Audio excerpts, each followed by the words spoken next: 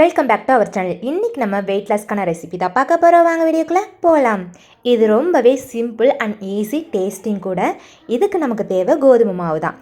கோதுமை மாவு ஒரு 1/4 கப், அதுக்கப்புறம் கொஞ்சம் கரம் மசாலா அது ஒரு 1/4 டீஸ்பூன், சில்லி பவுடர் ஒரு 1/2 டீஸ்பூன், மஞ்சள் தூள் ஒரு 1/4 டீஸ்பூன், உப்பு தேவைக்கேற்ப இதெல்லாம் சேர்த்துக்கோங்க. அதுக்கப்புறம் வெஜிடபிள்ஸ் பார்த்துக்கலாம். கேபேஜ் அதாவது முட்டைக்கோஸ் ஒரு கைப்பிடி அளவு, கேரட் ஒரு கைப்பிடி அளவு, பீன்ஸ் இருந்தால் ஒரு 2-3 போட்டுக்கோங்க. இப்போ இது எல்லாத்தையும் சேர்த்து நல்லா மிக்ஸ் பண்ணிக்கலாம். அந்த மாவு அந்த காய்கறி கூட நல்லா மிக்ஸ் ஆகணும். அந்த அளவுக்கு நம்ம நல்லா மிக்ஸ் பண்ணி எடுத்துக்கலாம். பாருங்கள், எல்லா பக்கம் மாவு வந்து அப்ளை ஆயிடுச்சு.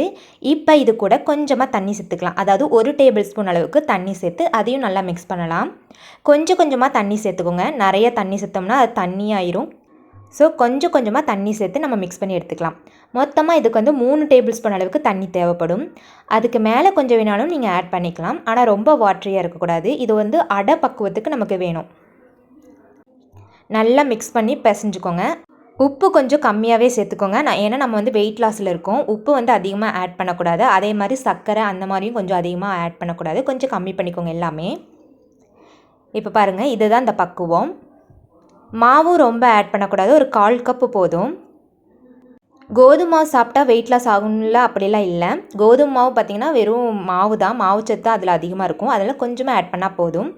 காய்கறி வந்து உங்கள்கிட்ட என்ன காய்கறி இருக்கோ அது நிறைய கூட ஆட் பண்ணிக்கலாம்.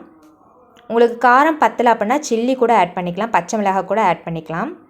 தோசைக்கல் வந்து சூடாயிருச்சு. எண்ணெயில் எதுவும் ஊற்ற வேண்டாம். சும்மா க்ரீஸ் பண்ணுற அளவுக்கு, அதாவது நம்ம அடை வந்து ஒட்டாமல் வரதுக்காக லைட்டாக மட்டும் ஆயில் அப்ளை பண்ணிக்கலாம். அதுக்கப்புறம் இந்த மாவு அதில் போடும்போது கையில் கொஞ்சமாக தண்ணி அந்த மாதிரி அப்ளை பண்ணிக்கோங்க. அதுக்கப்புறம் இந்த மாதிரி தட்டி தட்டி விடுங்க. ஆயில் வந்து அதிகமாக ஆட் பண்ணாதீங்க. வெயிட் லாஸ் இருக்கும்போது ஆயில் அப்புறம் உப்பு சர்க்கரை அதெல்லாம் கொஞ்சம் கம்மி பண்ணிக்கோங்க. அவ்வளோதான், நம்ம வந்து தட்டி விட்டாச்சு. இதை வந்து ஒரு 5 நிமிஷம் லோ ஃப்ளேமில் வச்சு குக் பண்ணி எடுத்துக்கலாம். லோ ஃப்ளேம்லேயே வைங்க. ஹை ஃப்ளேமில் வச்சா சீக்கிரமாக கரிஞ்சு தான் போகும், ஆனால் வேகாது. இப்போ பாருங்கள், 5 நிமிஷம் ஆயிடுச்சு. இதை திருப்பி போட்டு அதே மாதிரி ஒரு 5 நிமிஷம் லோ ஃப்ளேமில் வச்சு குக் பண்ணிக்கலாம். அவ்வளோதான், நம்மளோட அடை ரெடி ஆயிடுச்சு. இது வந்து வெயிட் லாஸ்க்கு ரொம்பவே ஹெல்ப்ஃபுல்லாக இருக்கும். ஏன்னா நம்ம வந்து மாவு கம்மியாக தான் போட்டிருக்கோம். காய்கறிகள் வந்து 2 கைப்பிடி போட்டிருக்கிறோம். ஸோ இது ரொம்ப ஹெல்த்தியான ரெசிபி. இதை நீங்களும் உங்கள் வீட்டில் ட்ரை பண்ணி பாருங்கள். ஒவ்வொருத்தவங்களுக்கு இது மட்டும் சாப்பிட்டா வயிறு நிரம்பின மாதிரி இருக்காது. ஸோ அது கூட கொஞ்சம் லெமன் டீ அந்த மாதிரி வேணால் குடிச்சிக்கோங்க. லெமன் டீ எப்படி போடுறதுன்னு பார்த்துடலாம். 1 டம்ளர் அளவுக்கு தண்ணி ஊற்றிக்கோங்க. அது நல்லா கொதி வந்ததுக்கப்புறம் கொஞ்சமாக ஒரு 1/4 டீஸ்பூனோட கம்மியான அளவு டீ தூள் ஆட் பண்ணிக்கோங்க. அதுவும் நல்லா கொதிச்சு வந்ததுக்கப்புறம் ஒரு 2 நிமிஷம் சிம்மில் வச்சுக்கோங்க.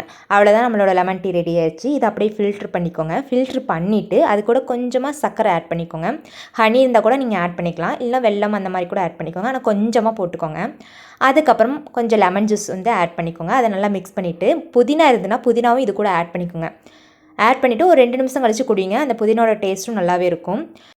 அவ்வளோதான், நம்மளோட வெயிட் லாஸ்க்கான ரெசிபி ரெடி ஆயிடுச்சு. உங்கள் வீட்டில் சட்னி இல்லை குழம்பு ஏதாவது இருந்தால் அது கூட வச்சு சாப்பிட்டுக்கோங்க. இன்னும் ரொம்பவே டேஸ்ட்டாக இருக்கும். இந்த ரெசிபி உங்கள் எல்லாத்துக்கும் பிடிச்சிருக்குன்னு நினைக்கிறேன். இன்னொரு வீடியோட நாளைக்கு பார்க்கலாம். உங்களிடமிருந்து விடைபெறுவது உங்கள் ஹாசினி. டாடா, பபாய்.